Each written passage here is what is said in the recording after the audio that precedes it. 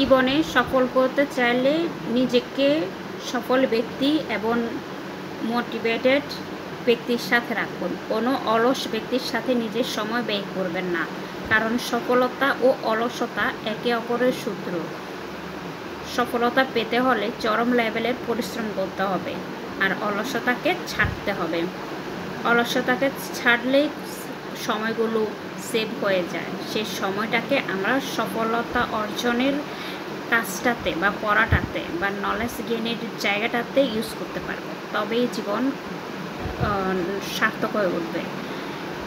আর online addiction চরম লেভেলের ক্ষতিকর, কারণ এটাই আপনার ব্রেনটাকে উদ্বিগ্ন করে ফেলবে, যেটা আপনাকে পড়ায় মন বসাতে দিবে না। আর পড়াতে বসলেও দীর্ঘস্থায়ী ব্রেন লং টাইম মেমোরিতে পড়াগুলো থাকে না।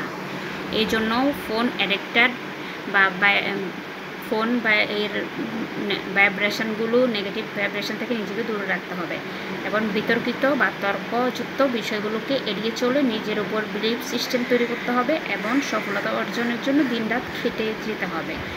তাহলে কিন্তু সফলতা নিশ্চিত।